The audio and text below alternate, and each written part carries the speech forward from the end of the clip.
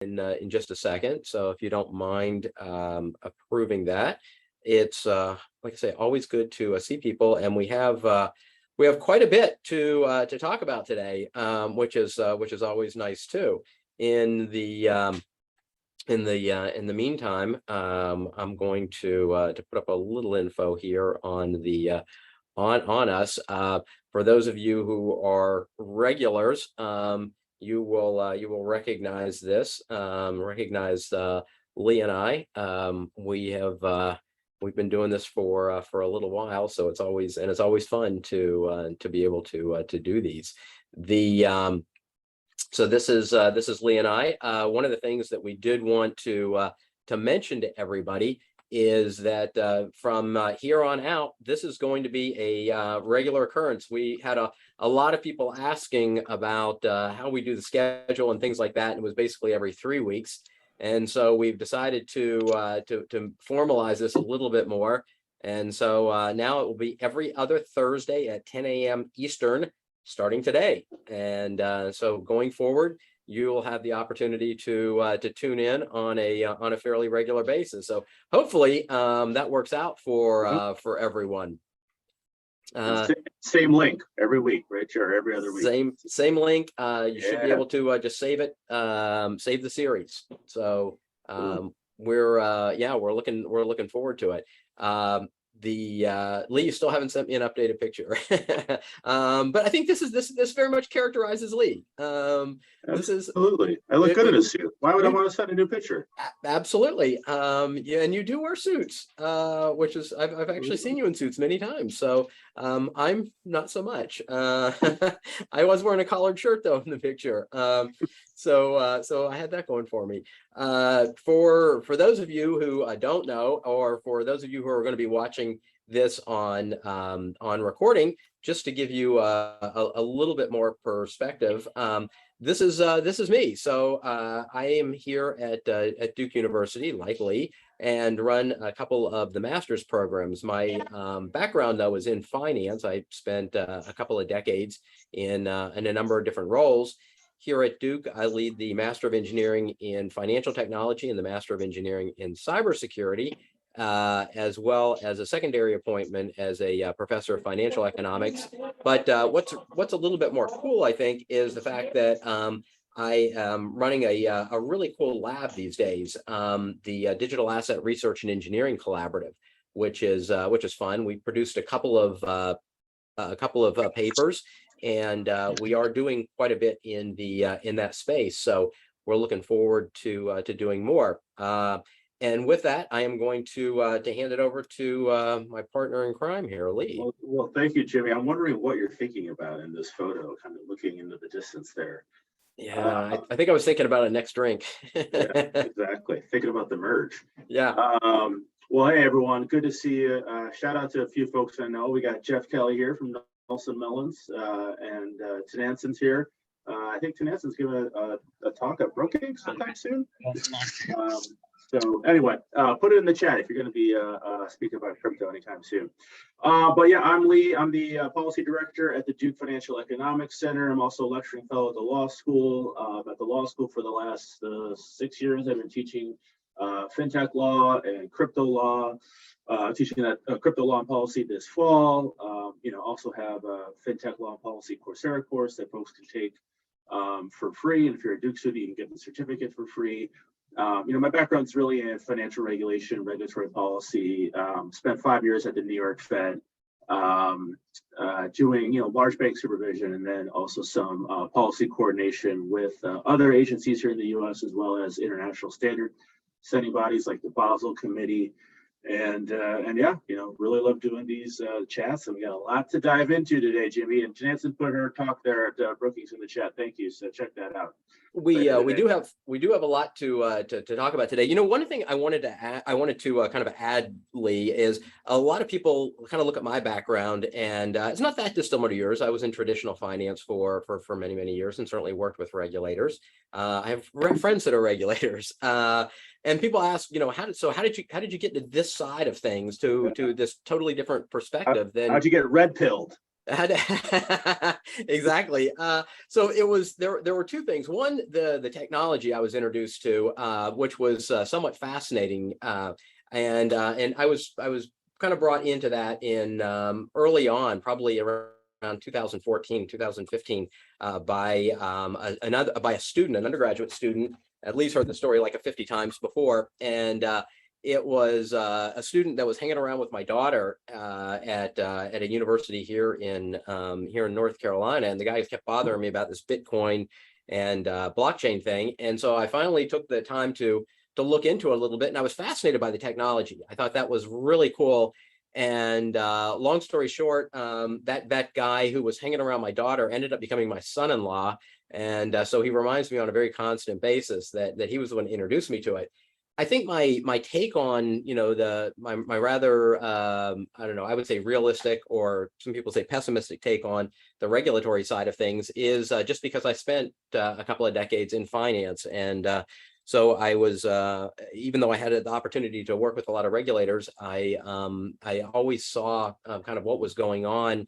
And I feel that the same thing's going on today, and that is that regulators are primarily interested in protecting the status quo. And so it seems like that's an overarching theme to a lot of what they do. Lee, I think, probably takes some issue with that. As a former regulator, myself, I can tell you for a fact that was not what I was in it for. I mean, listen, I think the nature of regulation, particularly financial regulation, is that it does impose costs, right? And those costs, are a barrier to entry, right? So, so no doubt about it that it has that impact. But I think if you were to ask, Jamie Dimon, for example, he wouldn't say that his regulators are doing him any favors, right? So, I come at it from, economic background, policy background, really motivated by the 2008 financial crisis.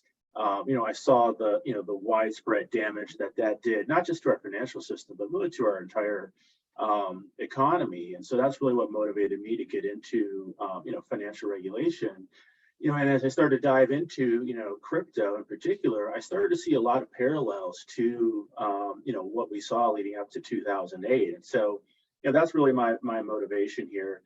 Frankly, if people want to gamble and speculate, God bless them, have at it.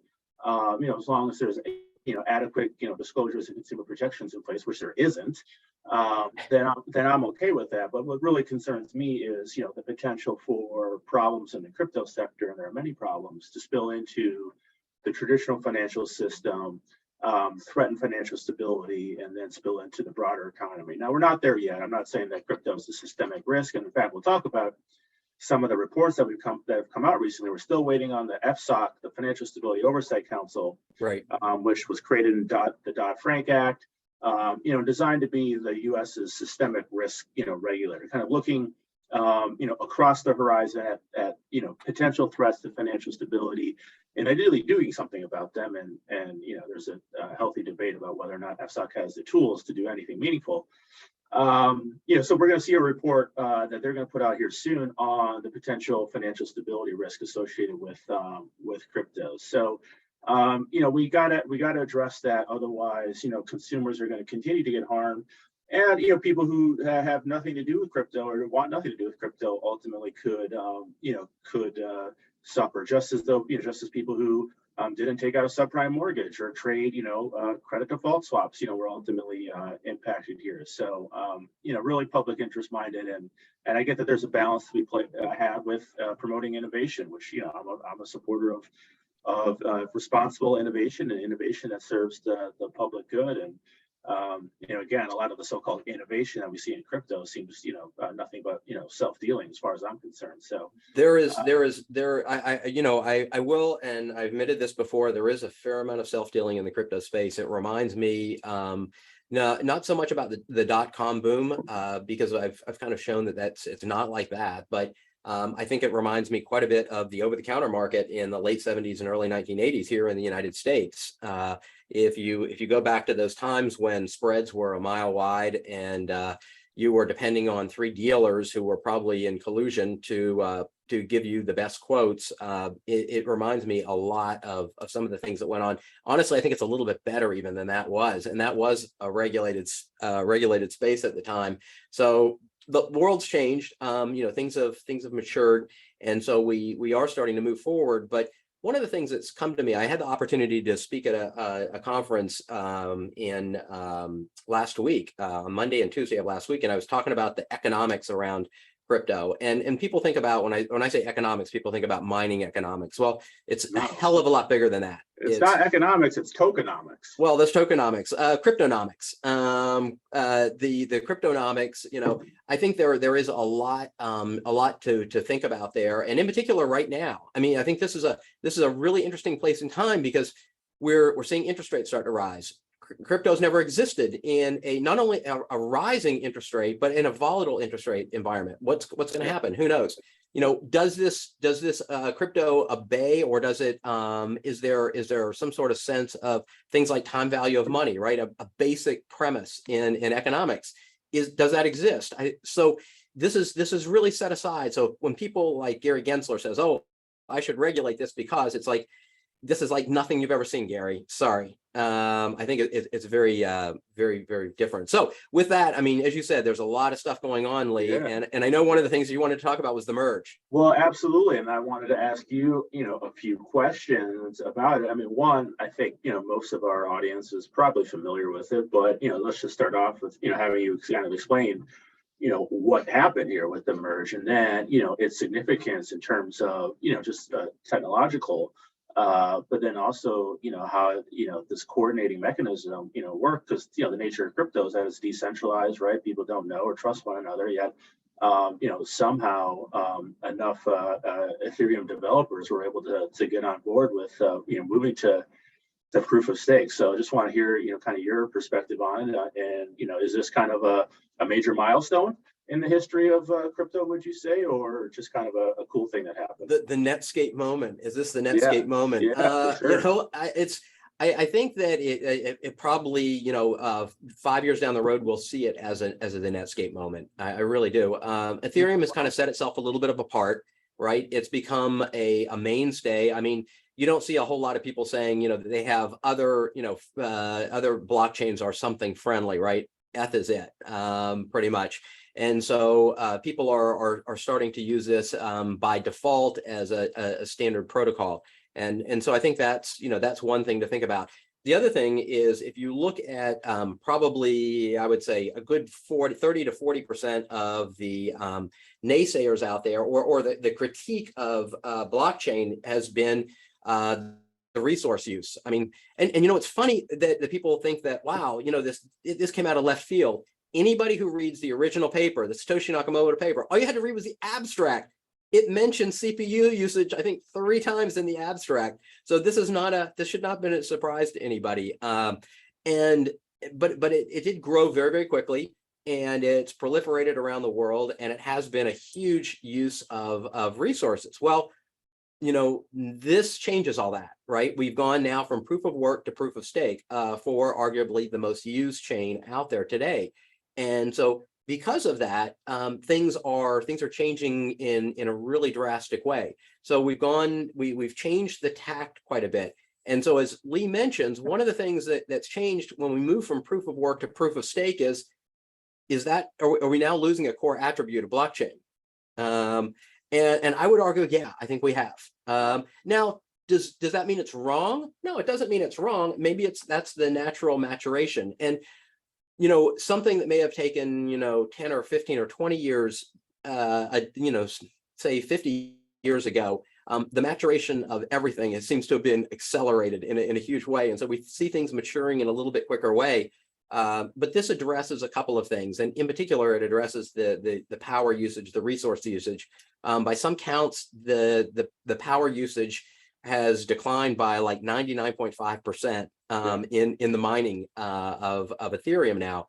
I know a lot of people said, "Wow, this happened," and the price went down. Yeah, this wasn't a surprise. But it went up leading up to the. It went up leading up, buy on rumor, sell on news, maybe. I don't know. It's not like this came as a surprise. We've been talking about this for a year, 2 years with a specific date.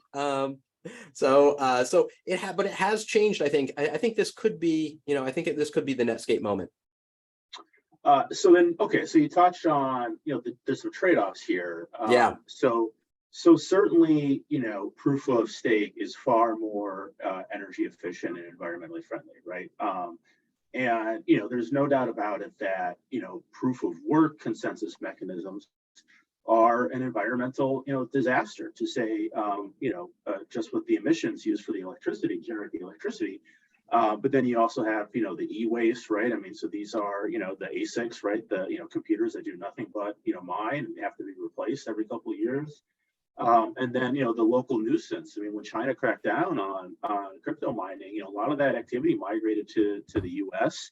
A lot of miners set up shop at rural communities, and I've actually heard from a few of these folks that live out there, and all of a sudden one day they woke up and it's like they're living next to LAX. I mean, that's how loud it is with some of these mining facilities. So so certainly this is great news from that standpoint. One of the reports that did come out a few weeks ago with the executive order was from the White House Office of Science and Technology Policy, and it actually looked at crypto's energy usage in the U.S.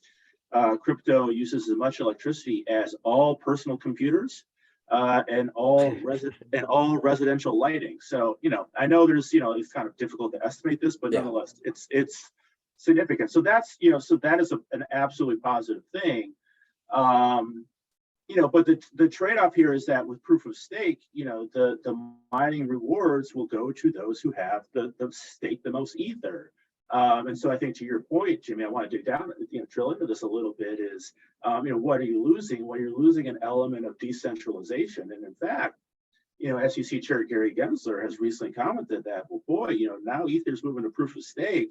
It really starts to seem like there's, it's more centralized and kind of more, the efforts of others prong of the Howey test, for those of you who are familiar, might be implicated here. So, we'll set aside the securities debate for now, but, is that something that you worry about, Jimmie? Is that, in essence, the rich will get richer when it comes to Ether, and that, those folks will exert, outsized influence over the network? So I do think that as I said, it's changed, kind of one of the core attributes of blockchain. However, I see exactly the same thing happening down the road. I think we will have consortiums of people that get together, and they will have a staking. So just like a mutual fund, just like a money market fund, just like anything else, there will be consortiums of people, groups of people that invest in these things. Absolutely no doubt at all. Well, the exchanges, I mean, I'm sure Coinbase is going to offer stake Ether. I think they might be already doing it, right? Yeah, they are. If you have, if you hold Ether at Coinbase, you can opt in to stake that, and and in essence get interest, right? Sure. I mean, this kind of looks like a savings account now. Well, it's not really a savings account, but yeah, it could be, it's certainly a well, yield. Wait a second. It's, if you deposit money and you get interest on it, how is that not a savings account? Well, I mean, you put money into a lot of things and you may get interest on it. I mean, any kind of yield farming, I guess, but there's a lot more of a risk there. I mean, it's not backed by the FDIC. You don't have those kinds of implicit guarantees sure. So I would say it's a much riskier than a Absolutely. Yeah, the risk is different, and because the risk is different, I think characterizing it that way is probably not right. The one thing I will say is, I think this surprised everybody a little bit. Not even a hiccup. This was a huge technology thing. This was huge. This is Dash's point here, man. I mean, this seems like pretty significant from a technology standpoint, right? Absolutely. I mean, this was a huge deal. 14,000 nodes around the world. There was a lot of things going on, coordination of all these people, and it came off with that it looks like without any kind of hitch, right? The next day looked just like the day before. And so people who were doing things didn't really notice. It was, so I think that was, I have to applaud them for that. I mean, I've never I've been at companies that did a lot of big technology implementations and little ones, Yeah. and I've never seen one come across quite like this. This was, Yeah. and I haven't seen that many For people sure. write about that. It was pretty freaking extraordinary. I was impressed. I mean, Well, it was years in the making. I mean, the reason they yeah, called it the merge, right, is because there was a parallel chain. I mean, when did they start that parallel chain? it was a long time ago. Yeah. This has been running in parallel for a long time. But I mean, we see that before. I mean, we see a lot of places that run parallel computing environments ever try to switch over to the other one. Yeah. Yeah. Sure. Right. Yeah. We've all been there, and that usually doesn't work out well. But this went off without a technology hitch. I would say it was pretty damn cool. I think some of the Yeah, for some of the sure. big companies should be looking at, hey, how they pull this off, right? IBM and SAP and Oracle and places like that. It's like, wow, this is pretty cool. Absolutely. Hats off to all you Ethereum developers out there. I think I should write an article on that. What do you think? Absolutely, man. All right. Anybody want to help me on here? Your students here. Yeah, Extra credit for Professor Lenz's class. there you go. Uh, Try to get that done. He's DB's on it. He'll write it for you. Yeah, there you go. I think it would be a fun thing to do, but I think it's go back to. I mean, totally agree with you. Yeah. On the technological significance of this. Testament to everyone that worked hard. No one was paying them to do this, No. right? I mean, obviously they had an incentive to keep Ether going. Sure.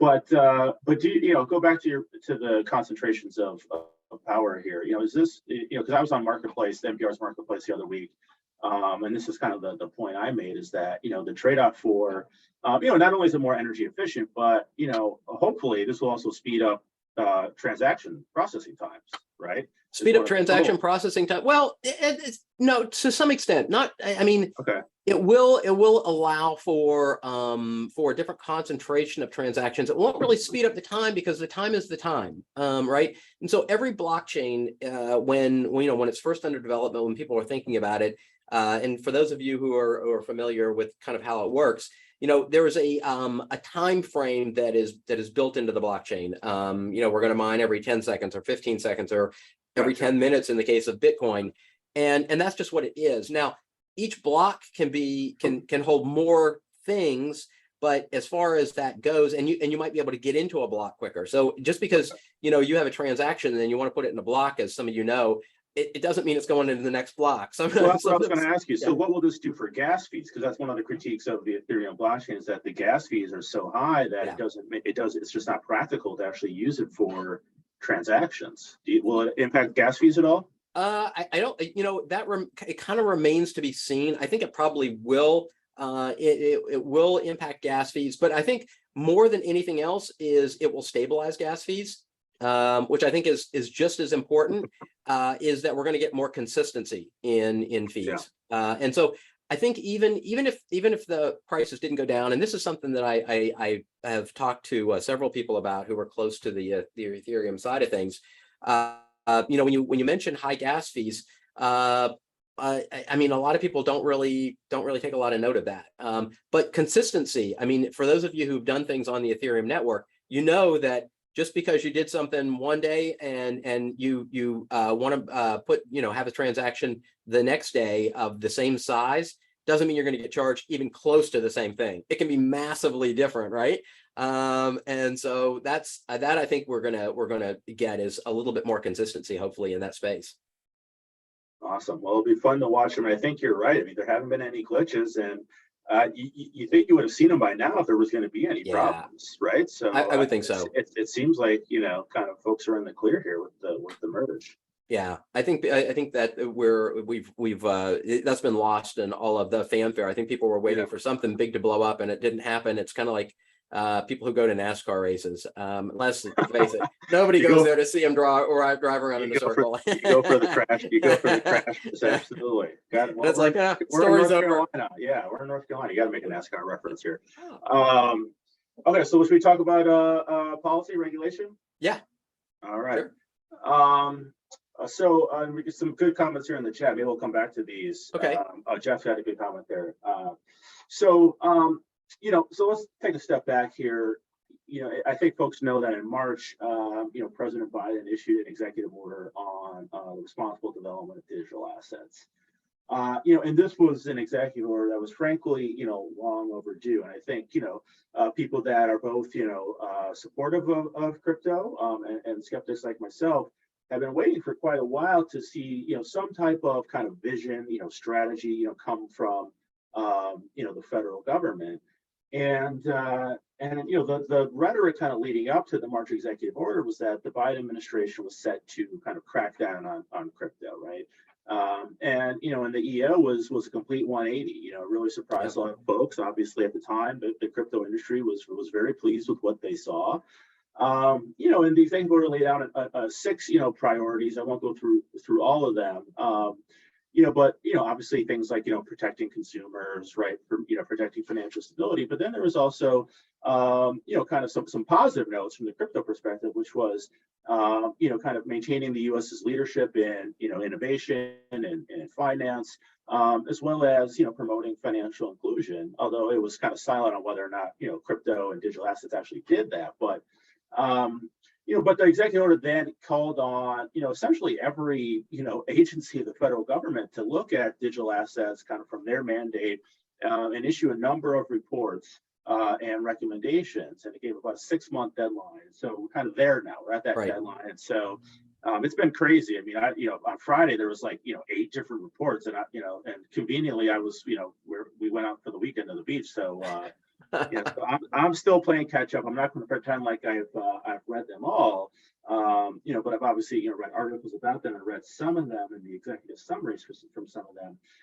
And in big picture, I think given what we've seen in the last few days is the tone has changed, right? And the crypto industry now is less enthusiastic than they were back in March because. Most of these reports, the ones that I've looked at, cast a very skeptical eye to digital assets and whether or not they provide any genuine, utility. I think they're kind of open to the fact that it might happen. But they really call for, increased enforcement. So regulators using, the enforcement powers and the legal authority that they have to, address a lot of the dangers and the risks that consumers and investors face when it comes to digital assets. And then there are some, calls for, legislation to also, close some of these gaps. And so, that's kind of where things stand. We can dive into a couple of the specific ones. One, there was, I think one of the more interesting ones was a Treasury Department report on the future of money and payments. And I'd actually would recommend folks take a look at that, just if you want to understand kind of the current landscape of payments and where things may be heading. And, they reiterated kind of the call for further research and development of central bank digital currency. This is something that a lot of folks are interested in. Within the crypto community, folks are kind of mixed minds. I think some people kind of view CBDC as an existential threat. I think certainly the stablecoin issuers and promoters kind of view a CBDC as an existential threat, and a lot of them are vocal about opposing it.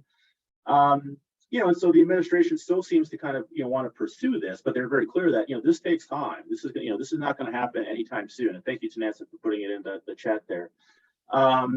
So still, I would say kind of semi-bullish on a CBDC, recognizing though that not only is it's just a big technology lift, but there's a lot of critical policy choices that need to be made. What role should the banks play, right? Should it be intermediated? Should through the banking system? Should there be caps on the amount you're allowed to hold, right? Kind of what would it do to bank deposits? Does it need to be tokenized, right, or account based? There's a lot of different ways you can structure this. How would it impact monetary policy? So encourage folks to take a look at that. It also called out the need for a federal framework for non-bank payment providers. We've seen, this gets into kind of some of the broader FinTech issues that you're immersed in very well, Jimmie, which is, we're seeing non-banks provide, ever more financial services, kind of traditional services that banks have been providing, including payments. And so, for those of you who are wondering, like, Venmo, which is owned by PayPal, well, that's not a bank, right? And that's a major payment provider. Obviously stable coins issuers are not a bank. So, anyway, it calls for a federal framework to regulate these non-bank payment providers without, really going into the details there. So that was an interesting one. Yeah. So, I mean, let's stop there and just okay. Yeah. your reactions. Yeah. So I have a few, shockingly. there are a couple of things that I think that that are very controverted here. So they want to stay, the supposedly the theme of this was, they wanted the U.S. to stay kind of at the head of the curve on innovation and things like that, but they want to turn the clock back 25 years. They are not looking, they're not looking forward at all. And all we have to do is see all of the controversy around issuing a CBDC, right? Yeah. The U.S. is so far behind the freaking curve in, issuing anything like this or using electronic means. I mean, for God's sakes, India was able to push a button and put out all of the COVID relief to everybody with almost no fraud whatsoever, right? It was super simple. Yeah. Brazil, they gave people the choice. Do you want it in a digital wallet or do you want it here? What did we do? We sent out freaking paper checks that we've been sending out for 100 years, probably a third of which were totally fraudulent. And who's being held responsible for that? Nobody, right? They want to stay at the front of the curve, but they don't want to do anything that might upset the apple cart and actually move forward. And so I mentioned I was at a conference in at the beginning of last week. Well, it wasn't here in the United States. It was in Europe, and the company was a U.S. based cryptocurrency company. But probably half of their developers actually sit in Europe. They don't sit here. And so how hard would it be to say, we're not an American company anymore? Yeah. It wouldn't be hard. I think that the things that are coming out and the things I hear from all, and I'm not going to say just regulators, from government in general, is like they're thinking about things from 30 and 40 and 50 years ago. I love Gary Gensler's comments around exchanges, cryptocurrency exchanges. We need to break them up like traditional exchanges because they work so well, traditional exchanges. Instead of looking at all the advantages, he wants to roll things back. People like that, I mean, to me, that is one of the most dangerous things we have, is people that can't think, that are thinking their age. So I don't know how old Gary Gensler is. I'm guessing 60s, right? He thinks his age. He can't think anything else. And we're seeing the US move further and further and further behind. The ability to do, from a legislative standpoint, from the ability to actually enforce policy through things like CBDC, that's actually effective policy that gets to the point of and actually incents things the way we want to incent them. That could be done. Instead, what are we doing? We're using technology from 50 years ago.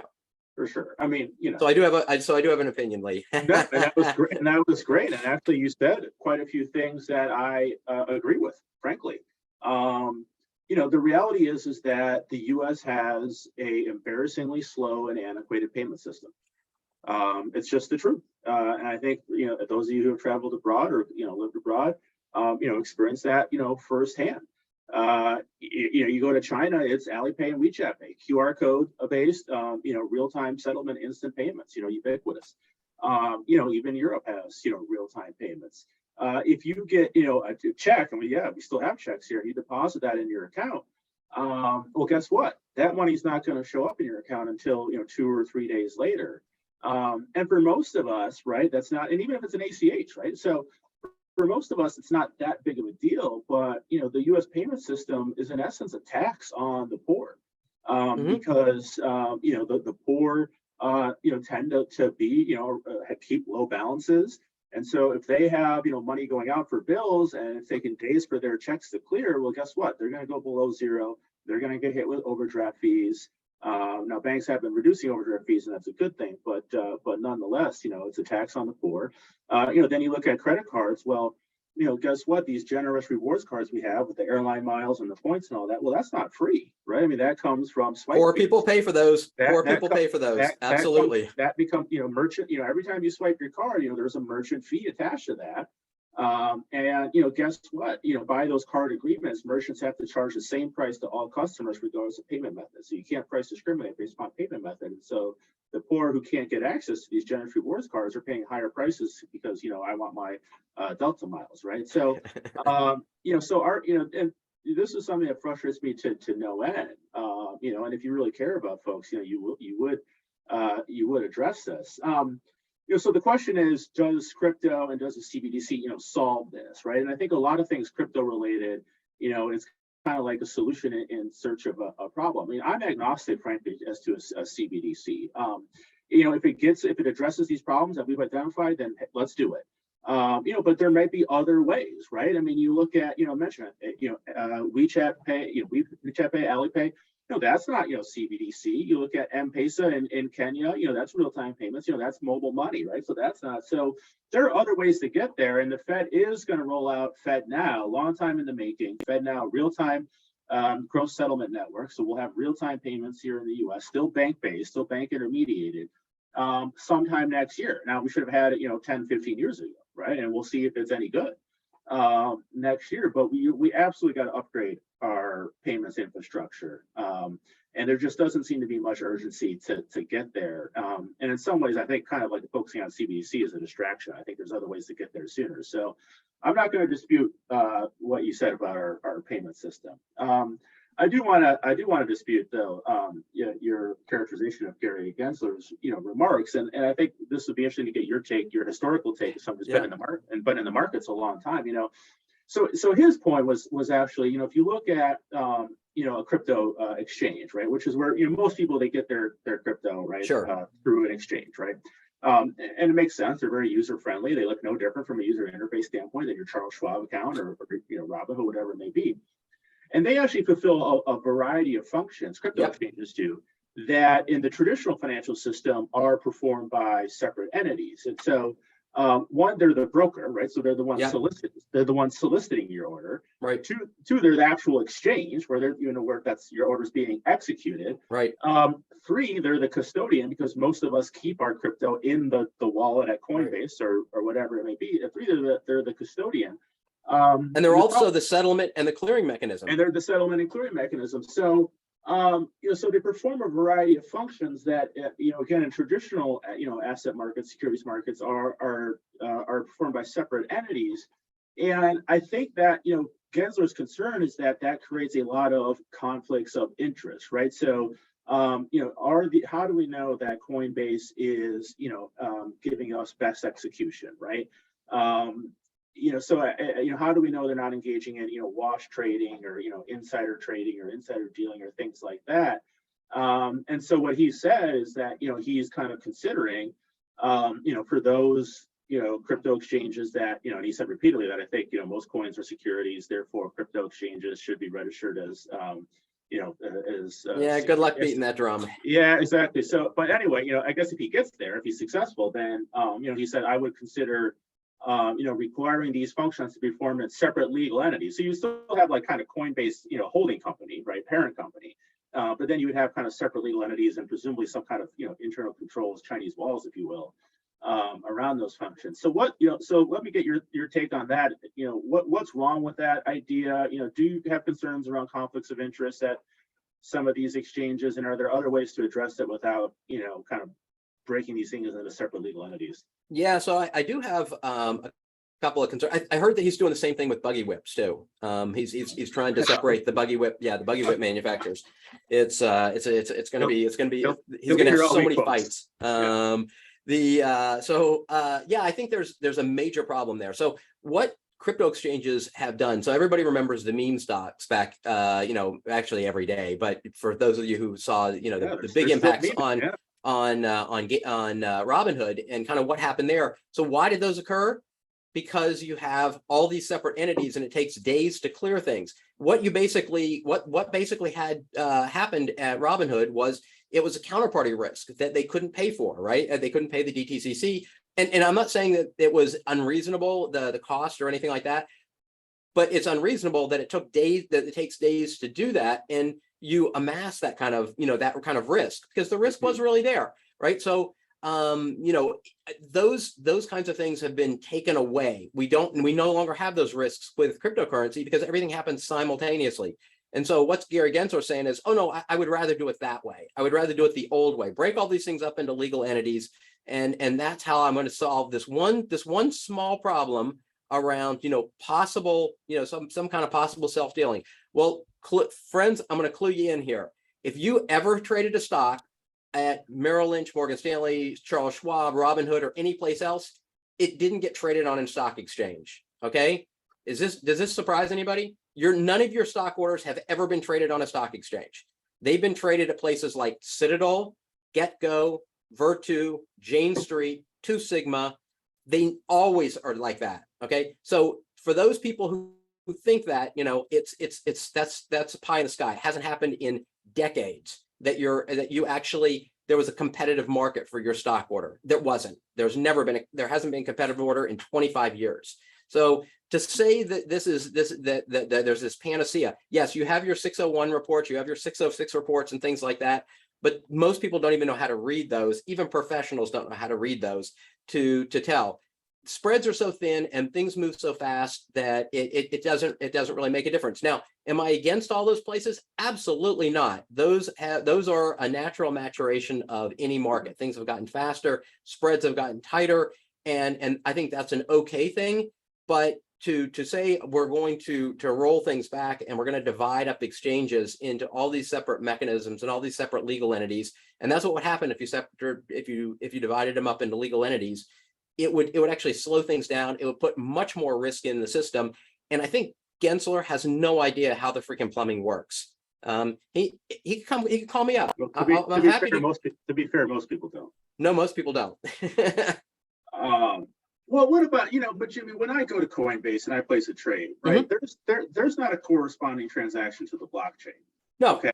Coinbase is just trading out of its own account. Shouldn't that concern people at all? I mean, that's the same way as if I go buy any ETF, if I go buy any stock, exactly the same. If I go buy a bond, it's even worse. Try buying a bond. Has anybody, anybody, and you guys can just put your hands up, has anybody ever bought a bond? Any kind of bond, corporate bond or anything like that? Go try to buy a bond. Go try to buy a bond someday, and you'll see that the bond prices can easily be a point, 2 points, 3 points wide. Oh, and you can only buy from one person, and it can only be out of their inventory. Yeah, doesn't matter where you deal with, right? I mean, if you want to clean things up, that's been going on for 100 years, and nobody has any. And that market's a hell of a lot bigger than the crypto market. And they're taking investors to the cleaners every day of the week, and nobody seems to care. So this is all grandstanding by Gensler. Absolutely there's no substance to it whatsoever in my mind. All right, well, let's move on. I think there is some substance. Beat that horse to death. But nonetheless, you make good points. I don't think anyone would defend the current market structure, infrastructure of the financial system, and in a lot of ways, the U.S. is a victim of its own historical success, right? Yeah. I mean, these other countries that I've talked about have sort of leapfrogged us because they didn't have this legacy infrastructure or established banking system, right? So. Kind of inertia kicks in, you do things a certain way because that's the way you've always done it, and there's really not a strong economic incentive to change it. So, agree with you on that general sense. Jimmie, I want to talk about another report that I found super interesting. The Ag Bill? Well, we'll talk about the Ag Bill. Okay. But I briefly want, because I touched on this in my crypto class on Monday, actually, and I put the link in the chat here.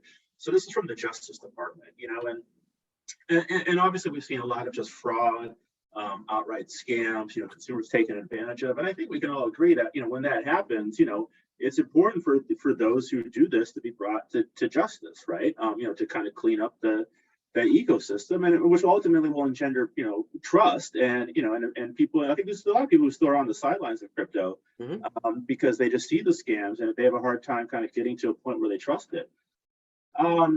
So, this was a report that came out from the Justice Department, and, it calls out how they kind of, the issue, kind of how crypto is being used in crimes. And there's sort of three broad categories. One is crypto is just being used to pay for, traditional crimes, right? Whatever it may be, if you're a drug dealer, whatever. Just traditional crimes. Yeah, just your traditional crimes, right? Two, there's money laundering, right? Obviously not a shock there. And then three, there's kind of crimes specific to crypto that only crypto is made possible, like hacking an exchange, for instance, or something like that, or a rug pull or whatnot. So those are three categories. And so it includes a number of recommendations and some of them which would require congressional action that I thought were super interesting. So one, I did not know this, but there are laws on the books that prevent employees at traditional financial institutions from tipping off customers if there's an ongoing investigation. So if they receive a subpoena, if the bank receives a subpoena, they can't notify the customer. I was shocked. apparently that does not apply in the cryptocurrency context. So if Coinbase receives a subpoena for their customer records, it is not illegal for Coinbase to, an employee of Coinbase to reach out to that customer to let them know about that. So that was one recommendation that they had. They also wanted to strengthen some of the penalties around operating an unlicensed money transmitting business. So the existing maximum punishment is 5 years. They want to jack that up to 10 years. Really, I think more, trying to have it be a deterrent effect.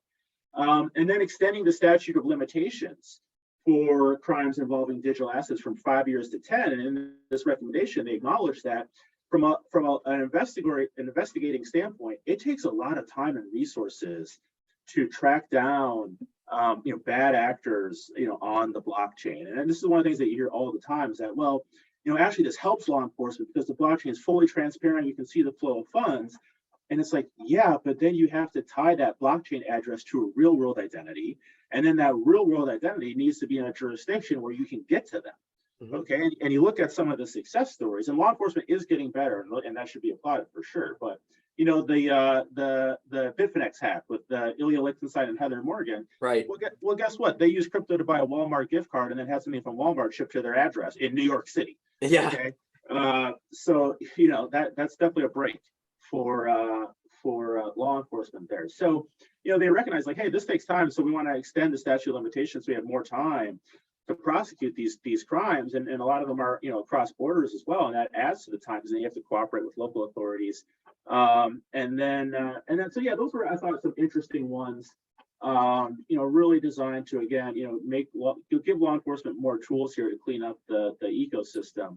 And I'm sure there's some folks in crypto who want to complain about this, but I kind of view this as just common. No, I don't. I mean, for most people I know in crypto, I mean, they are supportive of BSA AML type of constraints. And as somebody put in the chat, I mean, if you go and open an account on any of the crypto exchanges, I mean, it's actually harder than opening a bank account, right? They want to see a picture ID, and they actually look and make sure it's you, right? There are a lot of things around that you have to, and they usually make you update it once a year, right? You have to show your passport or your driver's license or something like that, and to make sure it's you. So they actually do, I would say, they go a long way to doing that. As far as extending investigatory periods and things like that, I don't think anybody would be averse to that. However, I think what's good for the goose is also good for the gander.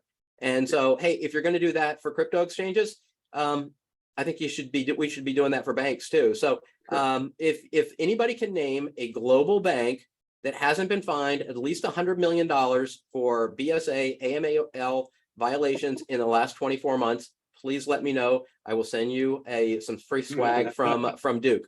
I haven't yet have anybody call me on that. And those are, they're processing a hell of a lot more transactions. I mean, just the law of large numbers would tell you that there's going to be, more violations at a bank than there would be at a crypto firm. And they do have to. Yeah, but crypto firms are held out as that's what their purpose is. I mean, a lot of people are holding out crypto firms as this is all they do is process illegal stuff. If that were the case, there should be like tons of them, but they're not, right? But at banks, I mean, I would say a lot of banks, this is just simply a cost of doing business. Yeah, I'll pay a few $100 million. That's nothing, right? And besides, I'm not paying it anyway. My shareholders are. I still got my bonus, right? Shareholders pay fines. The only thing that affects a bank is sending a CEO to jail, right? And if that doesn't happen, we're still waiting on that one. We're still waiting on that. All right. Well, let's move on. I want to make a final point. And then we're going to open it up for Q&A here. Sure. Put it in the chat here. I think folks are following. So, there's been a number of proposals, over the years coming out of Congress to regulate, various aspects of the crypto market. Some are narrow, others are broader. So the Lummis-Gillibrand bill from this past summer was really comprehensive. I mean, it would cover every aspect of crypto, from taxation to spot markets to you name it. But I've said repeatedly that the biggest gap in crypto regulation right now is the lack of spot market regulation, because crypto is considered a commodity, or at least most, or I mean, obviously this is up for debate, right? But Bitcoin is a commodity. We can say that for sure. And commodity spot markets or cash markets aren't regulated at the federal level by the CFTC. They only regulate commodity derivatives. And so when you look at these exchanges like Coinbase, there's no federal supervisor. Yes, they have to register with Treasury for BSA and compliance, but so there's no prohibitions on things I talked about already, like wash trading, insider dealing, you name it. And so that really it needs to be addressed. And the question is, well, who should be the agency that does this? The crypto industry has long favored the Commodity Futures Trading Commission. Obviously, they are vehemently opposed to the SEC being given this authority. And so there was a bill that was introduced last month in the Senate Ag Committee that would give the CFTC spot market authority. I actually wrote a public letter in opposition to this bill. I'll try to find it here if I can and put it in the chat. Really, I just think the CFTC historically, it's just they're ill-suited to do this work. One, they don't have an investor protection mandate like the SEC does. Two, they're chronically underfunded and understaffed. Presumably that would change if they're given this authority, hopefully. And three, the markets that the CFTC have historically overseen, which is commodity derivatives, are fundamentally different than crypto. I mean, commodity derivatives markets, as you know, Jimmie, are dominated by large, sophisticated institutional players. Crypto's dominated by retail. So just very, very different. I could get behind the bill if certain changes are made. I have some concerns around it preempting state regulation. We saw how preemption played out leading up to the 2008 financial crisis. There's this concept called self-certification that basically allows any commodity exchange to list whatever they want, provided that they self-certify to the CFTC that they reviewed it and it looks good. But I think this thing has got some momentum behind it, and like I said before, no one listens to me, so that's good news if you're a fan of this bill.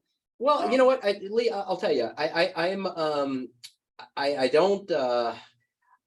don't disagree with you, but I don't fully agree, and I'll tell you why. I don't think any agency is equipped, honestly, to look at. I'm not advocating for another agency. Please don't think that. Yeah, I was going to ask. I'm not advocating for another agency, but no. I don't think as they stand now, they're equipped to do this for a couple of reasons. Okay. One, and these are things that I would love to, I would love to get, a government agency to say, hey, here's some resources, go work on this. I mean, as I said before, there are some core attributes of assets that we understand in economics, that we use on exchanges, we use as pricing mechanisms, we use for futures and things like that don't apply to crypto because it does because they are not they just don't fit into this modeling, right? Yeah.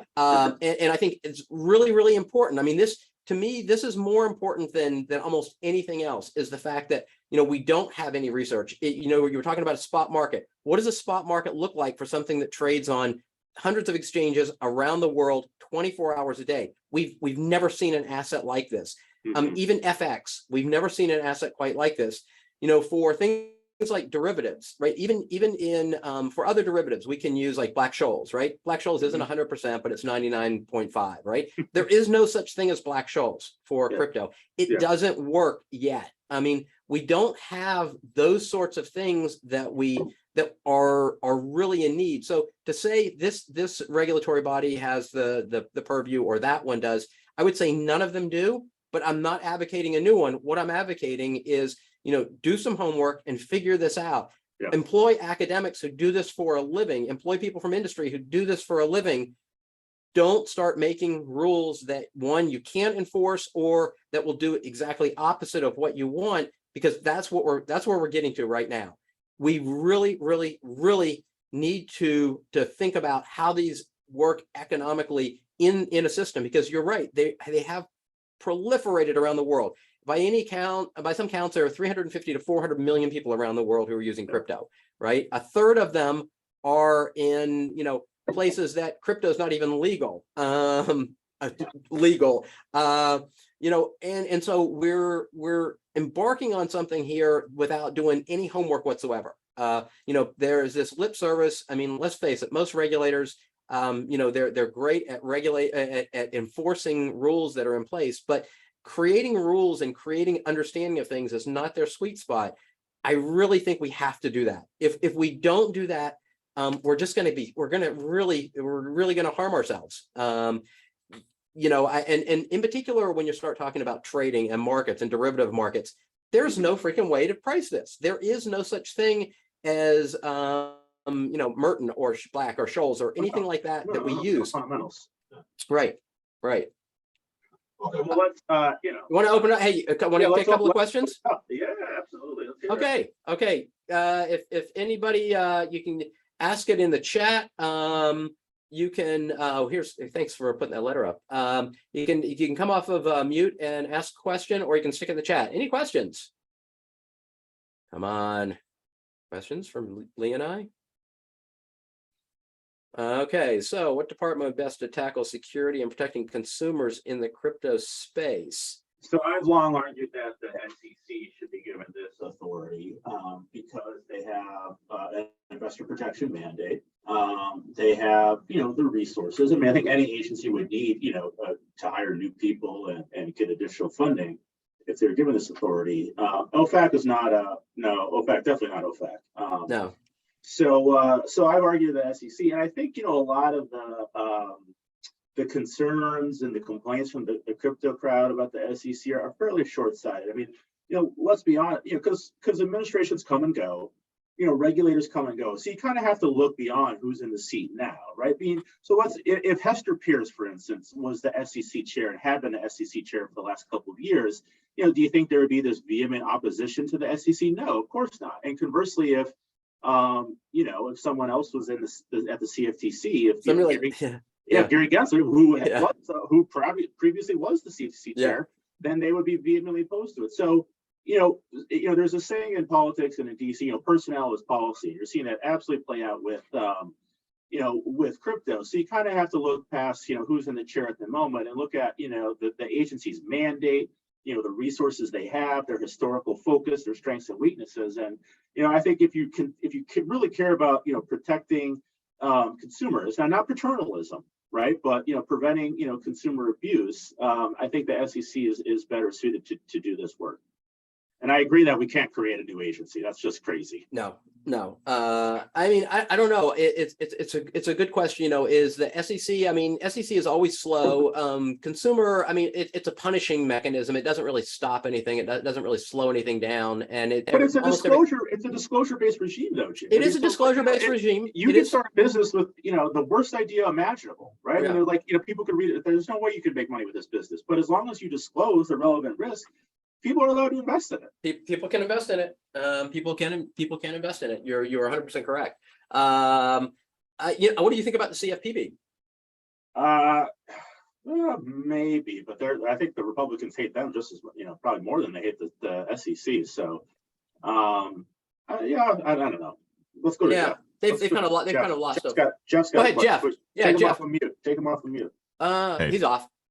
So just to backpedal to the start of the conversation on the kind of merge and energy policy, do you think that the combination, I mean, I feel like this is a perfect storm of things that were set in motion a while ago, but the merge being very successful and the White House OSDP report on energy and climate, do you think that's going to revive some of the state level moratoria? There are a lot of kind of congressional investigations into the energy impacts as well that I think have been waiting on this moment. So are we going to see proof of work getting hit hard?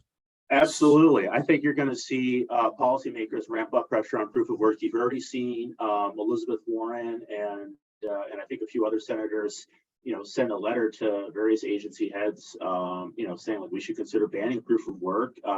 You've even seen Rostin Benham, the CFTC chair, highlight the destructive, you know, proof of work's kind of destructiveness for the environment. And, you know, so you see this kind of bubble up, you know, like you mentioned, I think in the chat that New York, I think it's still waiting, Governor Hochul's signature would ban using kind of fossil fuel burning electricity plants for Bitcoin mining. An early draft of the MiCA regulation in Europe actually had a ban on proof of work. So, and there's industry efforts too. There's an initiative, actually the folks behind Ripple, I think Chris Larson and some environmental nonprofits, including Greenpeace, and the campaign is called "Change the Code, Not the Climate," designed to get Bitcoin to switch to proof of stake. So, I think this, obviously as we're seeing the destructive impacts of climate change, throughout the world, every day, I think the pressure is going to be ratcheted up on proof of work. Whether or not it's actually feasible to legislate, though, moving away from proof of work, I think Jimmie would be better suited to. But that I can tell you, the Bitcoin folks, and Jimmie know better than I would. I mean, they seem the Bitcoin maxis, man. I mean, it is like proof of work till they die. Yeah. So I don't see how. I just don't ever see in a world in which they voluntarily would go to proof of stake. But Jimmie, what are your thoughts here? So there are a couple of things. One, I think a lot of people don't realize that when Bitcoin miners moved, or not miners, Bitcoin miners in general, moved into some of these areas, and especially rural areas, they were invited in. They were invited in a huge way by local places that had, an abundance of power, cheap power, and be careful what you ask for, right? Because it may come true. It's kind of like the Talking Head song, right? Yeah. But you have to really be careful what you ask for. And so these were invited in. These weren't places that moved in and just took over things. So that's one area. And I think if all of a sudden you said, oh, all these places are going to pack up shop and leave, these people would be screaming because they don't want you packing up and leaving. As far as Elizabeth Warren, yeah, good luck. There is nobody mining in Massachusetts anything. I know she's trying to do stuff nationally, but God love her. I mean, she's another one. She thinks her age. She just can't get out of that space. What happened to young scientists? Don't they go to Washington anymore? I guess not. Anyway, well, not everyone can be eternally young like you, Jimmie. Yeah. But if you look at, I think it is feasible for a lot of blockchains to go into proof of stake type of environments. I know a lot are looking at it. A lot of the larger ones are looking at it right now.